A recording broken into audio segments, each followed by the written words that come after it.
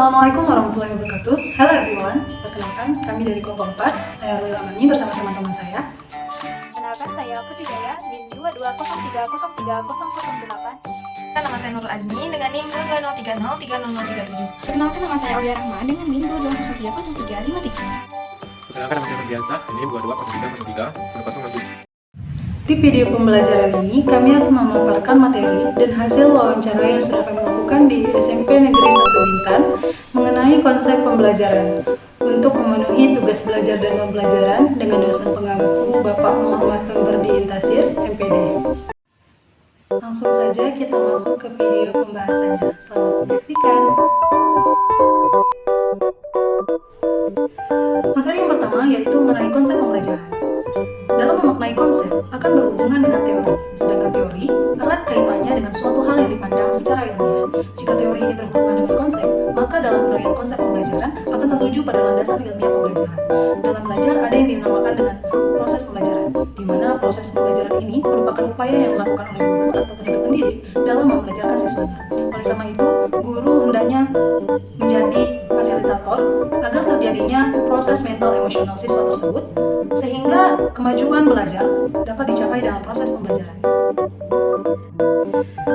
Dari hasil wawancara yang sudah kami lakukan di SMP Negeri 1 Bintan dengan narasumber Ibu Tita Rizky Andriani SPD, beliau menjelaskan bahwa adapun konsep pembelajaran di kelas, khususnya di mata pelajaran IPA atau biologi, itu bermacam-macam. Ada yang konsep pembelajarannya itu di kelas, di lingkungan, maupun dalam bentuk praktikum. Contohnya di kelas itu seperti siswa-siswa itu dibentuk dalam suatu kelompok, kemudian mereka diberikan suatu permasalahan, dan mereka diminta untuk menyelesaikan atau mengidentifikasi masalah tersebut, dan pada akhirnya mereka akan mempresentasikan hasil dari pemecahan permasalahan tersebut. Kemudian, konsep pembelajaran di SMP Negeri 1 Bintan menerapkan konsep pembelajaran yang lebih rinci, seperti pembelajaran yang mengajak mereka, dan digunakannya konsep ceramah, di mana siswa-siswa ini akan diberikan konsep-konsep atau landasan-landasan materi awal. Apa sih landasan pembelajaran itu? Nah, landasan pembelajaran adalah dasar atau prinsip-prinsip yang menjadi pijakan dalam merancang dan mengimplementasikan proses pembelajaran yang efektif.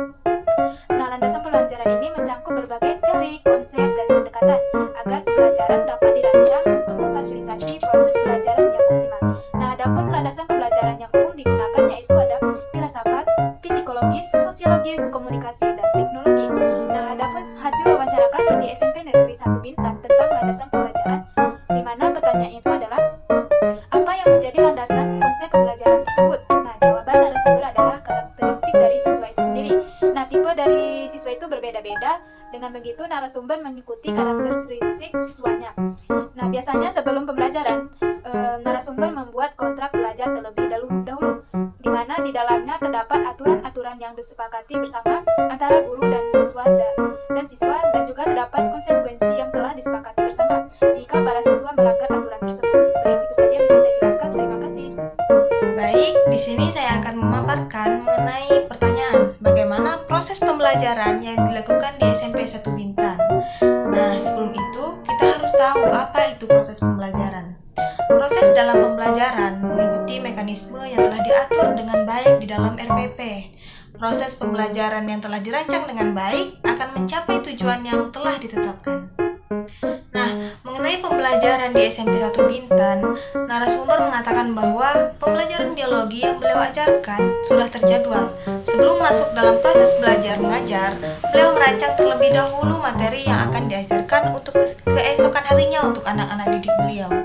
Nah, sekian pemaparan dari saya. Saya akhiri dengan wassalamualaikum warahmatullahi wabarakatuh. Nah, di sini saya akan menjelaskan apa itu hasil belajar. Sebelum masuk ke materi, di sini saya akan menjelaskan apa itu pengertian hasil belajar. Hasil belajar adalah terjadinya perubahan tingkah laku pada diri seseorang yang dapat diamati dan diukur bentuk pengetahuan, sikap, dan keterampilan. Perubahan tersebut diartikan sebagai terjadinya peningkatan dan pengembangan yang lebih baik dari sebelumnya dan yang tidak tahu menjadi tahu. Sesuai dengan hasil wawancara kami dengan Ibu Tita Rizky SPD, bagaimana hasil pembelajaran di SMP Negeri 1 Bintan? Jawabannya terkait hasil pembelajaran di kelas, beliau itu lebih melihat proses dibandingkan hasil. Karena tidak semua siswa yang beliau ajarkan itu menyerap materi yang diberikan. Ada anak yang memiliki kebutuhan yang lebih mudah untuk menerima materi, dan ada juga yang harus bekerja keras untuk mendengarkan dan mencatat agar dia bisa menerima materi. Tetapi tidak dipungkiri hasilnya baik. Beliau tetap menuliskan bahwa dari pembelajaran di SMP Negeri 1 Bintan, terutama di mata pelajaran IPA itu bisa dikatakan sangat baik. Bila saya akan menjelaskan tujuan pembelajaran. Pembelajaran adalah belajar dan mengajar merupakan bagian-bagian yang penting dalam proses pembelajaran. Sebab aktivitas tersebut akan menemukan proses keberhasilan tujuan yang ingin dicapai. Tujuan pembelajaran adalah sebuah istilah yang digunakan dalam kurikulum pendidikan Indonesia untuk mendeskripsikan kompetensi berupa pengetahuan, keterampilan, dan sikap yang harus dicapai, dimiliki dan dikuasai oleh peserta didik dalam suatu kegiatan pembelajaran. Secara operasional, komponen tujuan pembelajaran dapat memuat 3 aspek, yaitu 1. Kompetensi, yaitu kemampuan yang dapat didokumentasikan oleh murid atau ditunjukkan dalam bentuk produk yang menunjukkan murid telah berhasil mencapai tujuan pembelajaran. 2. Konten, yaitu ilmu pengetahuan inti atau konsep utama yang perlu dipahami pada akhir satu unit pembelajaran. 3. Variasi, yang menjelaskan keterampilan berpikir kreatif, kritis, dan tingkat tinggi yang perlu dikuasai murid untuk dapat mencapai tujuan pembelajaran, misalnya mengevaluasi, menganalisis, memprediksi, menciptakan, dan sebagainya. Sekian video pembelajaran dari kelompok kami. Semoga video sudah kami tampilkan dengan materi yang kami paparkan dapat teman-teman pahami dengan